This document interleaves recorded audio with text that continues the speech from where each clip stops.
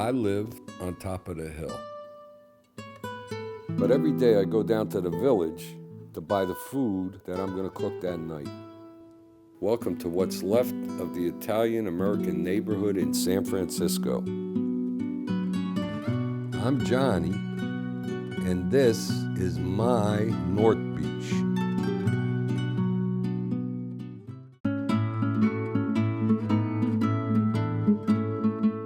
Okay, we're down at Union Produce. So I'm going to make a pesto alla trapanese. So it's using fresh tomato. We're out of season, so I'm going to see what I might be able to find here that it's going to allow me to make that pesto.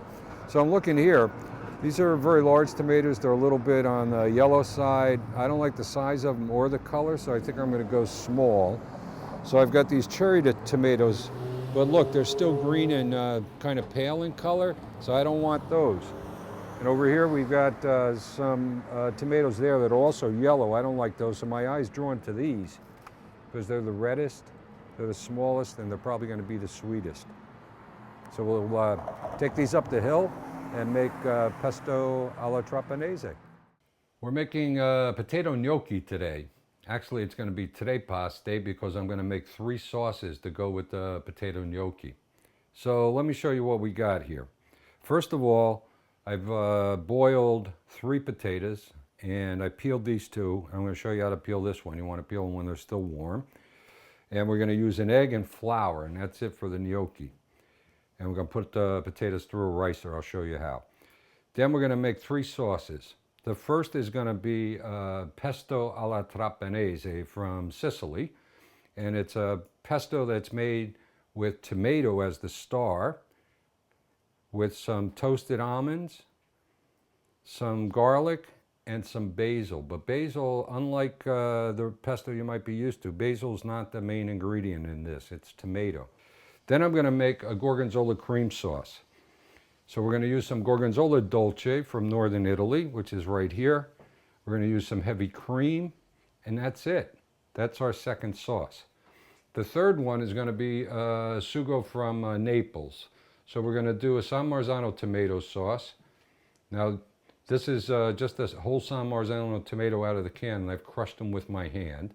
And this is simply going to be flavored with an infusion of garlic in the olive oil, and we're going to give it a little bit of Sardinian oregano.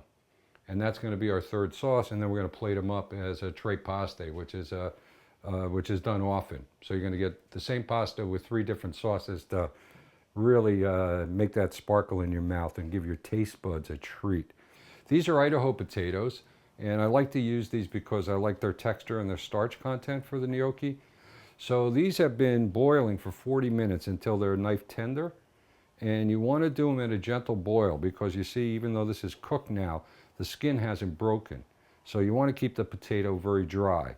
So you need a towel, and then just take your knife and peel off the skin. And we're not going to use the skin, so we'll throw that away. Okay, so that's it. The potatoes peeled just about. And then we're going to rice it. The potato's hot. See, it's steaming over here. This is a ricer. We're just going to put the potato into the ricer. And while it's still hot, that's very important. And then we're just going to put it out on this tray so that we can let it cool a little bit before we add the egg and the flour. And the riced Idaho potatoes have cooled a little bit, so we're going to be able to work with them now. I just took them out of that pan where they were cooling, and I'm just forming them into a little ring here on the board. You don't want to handle this too much. The more you handle it and the more flour you add, the tougher and denser the gnocchi are going to be, right? These should be like pillows. They should be ready to float off the plate. They're so light. Okay, so this is our potatoes. I'm taking an egg. Just going to crack the egg right in here. Nice and nice, right on the board. We're going to take a fork. I'm just going to scramble this a little bit right on the board. I don't like to do dishes, so I'm doing this in a bowl. You can use the fork or you can use your hands. Just start incorporating the potatoes into the egg and try to get it mixed. Try to be gentle with it. Don't like press down on this. See how gentle I'm trying to do? Trying to be to incorporate the egg into the flour. into the potato, sorry. See, and you can tell you're getting it mixed well because the color's changing. The golden color of that egg yolk is starting to appear throughout this. I noticed on the bottom I wasn't getting some down there, so I'm just going to use my scraper to help me out here. I've got a cup and a half of flour. I said that what I want to do is try to get this to come together as a harmonious dough using as little flour as possible. So I'm going to start with the half a cup. And I'm just, you know, I'm probably going to need most of this half a cup at least. So I'm going to put most of it out here. And then we'll see where we go from here. Again, just mixing it together. See how it's falling apart? So let's add the rest of this and then see where we go from here. Use your scraper. See how it's starting to bind up a little bit? That's what we like. So now I'm using a little bit more pressure. I'm seeing if I can get this into a ball that can be kneaded. But this looks like it's coming together well. Okay, so now here's the test. I'm just going to take a little piece and see if I can roll it into a rope. See? It's coming. Staying together. So I think we got enough flour in this. If you don't put enough flour, when you go to make these, or when you put them in the water to boil, they're going to disintegrate. So that's not good either. It's feeling good to my hand. And we're going to test it out by seeing if we can do a rope with it.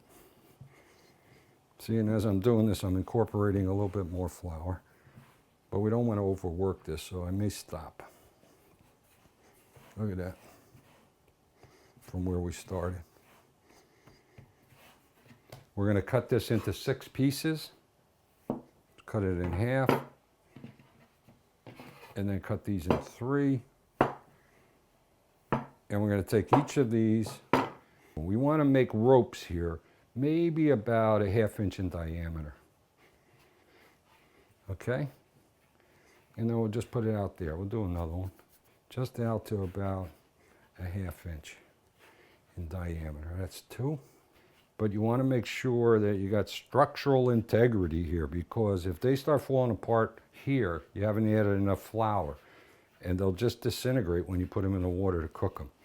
Okay, so we got 3 of these here. So, you know, you can save yourself a little bit of time by putting a couple of 3 of these together, right? So we're just going to cut these in about a 1/2 inch length. And let me just show you. Roll them over here in flour, right? The dough's already made, so this flour really is just going to keep them from sticking. It's not going to make them heavy like I was warning you about before. These are your gnocchi. So here's our gnocchi. Bring them back over here. Just take a fork. You can use a fork. You could use the backside of a small grater. You're just going to take the gnocchi and you're going to put it on the fork and you're just going to roll it. So you're going to get that kind of shape. You want those indentations. It's going to help with the sauce. So you're putting a little pressure with your thumb and just rolling it right off. See? Easy, easy. Nice and nice. And you're forming the gnocchi. So we got our gnocchi all formed over here. So now we're going to make our 3 sauces. They're pretty quick. For the first one, we got the San Marzano tomatoes crushed by hand, right? Use your hand, crush them all up nice and nice. Ba-boom on the garlic to get rid of the skin, the paper. Comes off nice and nice. I don't have to chop this or anything because this is really just going to infuse the oil. The pan's not hot because I'm infusing oil. I want the garlic and the olive oil to come up to temperature together. I got a high flame here. You know, you can just pick it up this way and see how that hot oil is just letting that garlic, see, it's just sizzling a little bit. I don't want any color on this garlic, but I think I got a good temp here, so we're going to add the San Marzano tomatoes, and you should hear a sizzle when the tomatoes hit the hot oil. You want that. So do you hear that? And then we're just going to let this cook. This is not a long cooked sauce. This is going to be a pretty fast preparation here. There's only one other ingredient that's going to go in here, and that's oregano. But I'm not going to add the oregano until we get closer to when I'm going to plate the pasta. So now we'll move on to the second sauce, a Gorgonzola cream sauce. Again, it's a very quick sauce to make. So I got my saute pan here. Let me turn this on. And here's heavy cream. And we're just going to get this into the pan. And I'm at probably right now a medium high, and not too much cream. We just want this to be a medium to melt the gorgonzola. We want to get the texture of the cream down a little bit, right? We want to get rid of some of the moisture. So see, now I'm seeing that I can get a little bit of a clear ribbon here as I go across the pan. And I'm just going to turn it down a little bit. And then I'm just going to break off little pieces of the gorgonzola. Not too big, because you're going to want these to melt in the sauce. And all we want to do is melt this in the cream. And we want to give it a good silky texture. So this is your gorgonzola. So, you know, you can use as much cream and gorgonzola as you want. And this is, look at that. See, you push it around, it's not flowing back on you. This is pretty much it.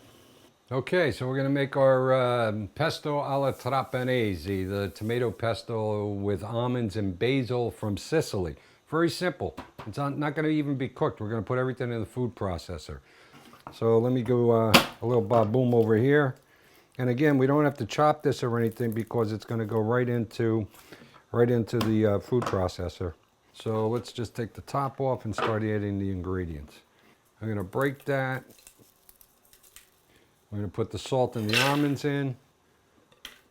Sweeter, the smaller, the sweeter, the better, these tomatoes. And then we're going to put the basil in here. So you can turn this on, but I like to pulse it so I'm more in control with what's going on in there.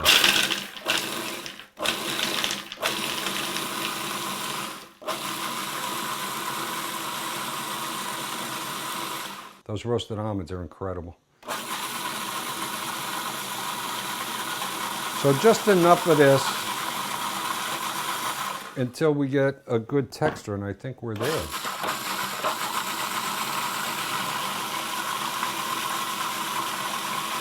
Let's take a look. That's the texture you want. Okay, so I've been cooking some of the water out of the San Marzano tomatoes, right, for this piquantly sauce. So before I throw the gnocchi into the boiling water, I'm going to add some Sardinian oregano at the end here just to finish it off. And now just a little bit of salt for the tomatoes. So that sauce is going to be done. I'm going to bring it down to a simmer. You see how nice and thick it got from where we started? So the water's been boiling over here. Look at that, nice and nice. A little salt in the water, and just start putting them in. They're not going to take long to cook. They may take maybe a minute or so.